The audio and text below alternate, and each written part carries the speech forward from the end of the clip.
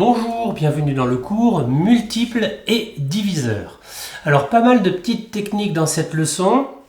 Des choses, alors vous allez me dire forcément oui, maintenant on a la calculatrice, c'est pas obligé de faire comme ça, on peut aller beaucoup plus vite. D'accord, je suis d'accord avec vous, mais quand on va faire des exercices, il y a des fois, avoir la réponse très rapidement grâce à une petite technique, une petite astuce, une petite propriété, c'est quand même plus pratique. Donc moi je vous conseille vraiment d'apprendre les techniques de cette leçon parce que ça vous permettra d'aller bien plus vite lorsqu'on fera des exercices. Alors on va commencer par la définition. Multipli-diviseur, qu'est-ce que c'est? Eh bien ce sont des éléments qui ont à voir avec la multiplication. Alors je vais écrire une multiplication comme ça.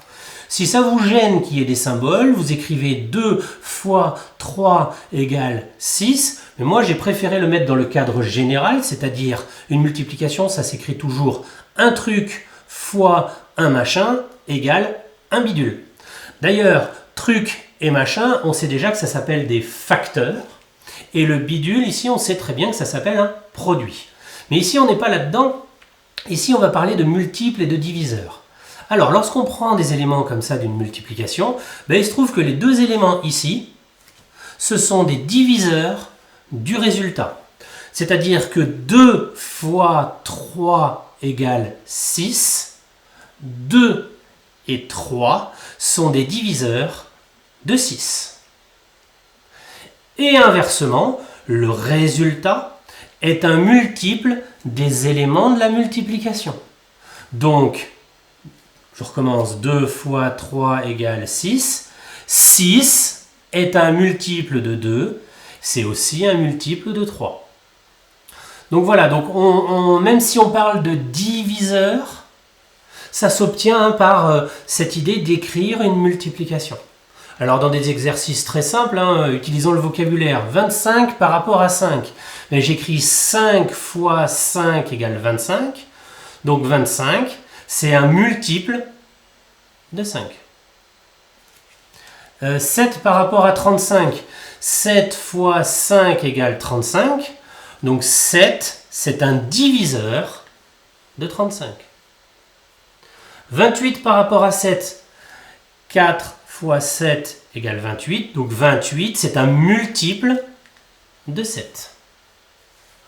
50, c'est 5 fois 10 égale 50. Donc 50, c'est un multiple de 10.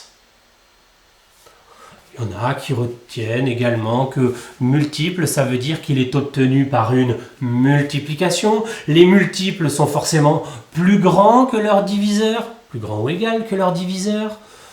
Il y a plein de techniques pour s'en rappeler, mais s'il vous plaît, confondez pas, puisque on va vous demander, à un moment donné, on va vous dire, ici je mets 50.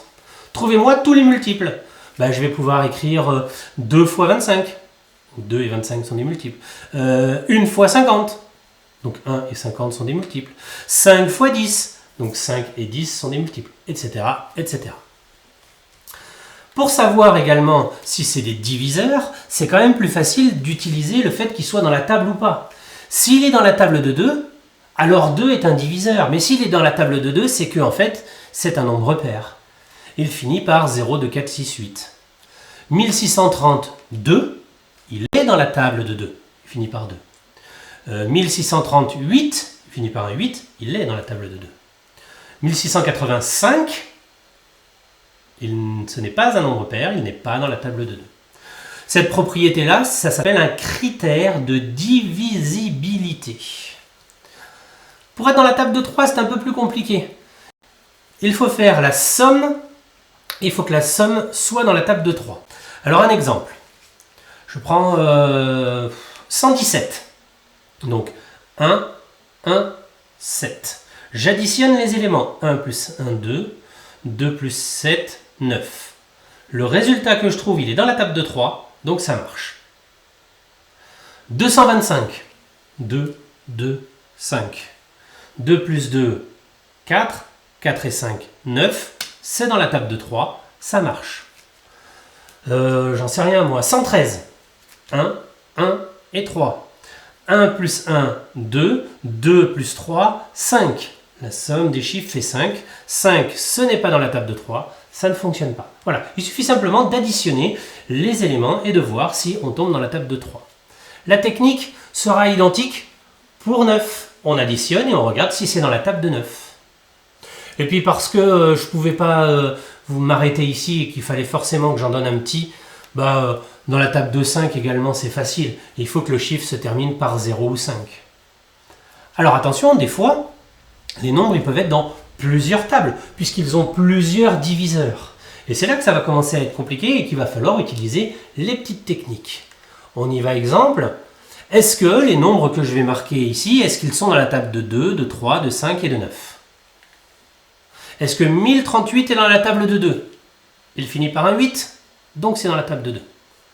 Est-ce qu'il est dans la table de 3? J'additionne les éléments. 1 plus 0, 0, 0 plus 3, 4, 4 plus 8, 12. Est-ce que 12 est dans la table de 3? Oui, donc ça fonctionne.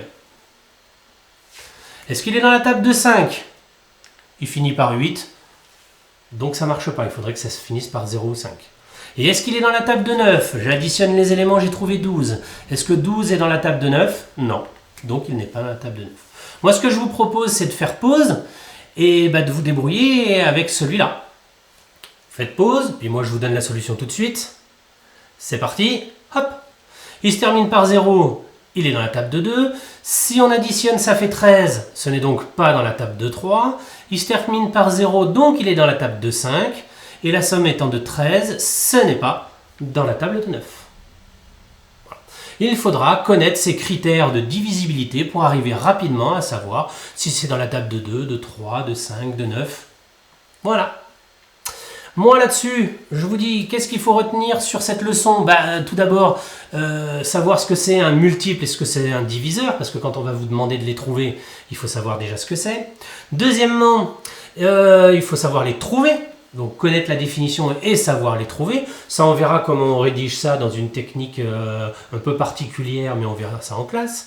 Et puis pour finir, on connaît les fameux critères de divisibilité. Oui, ça fait beaucoup de i, mais ça marche comme ça.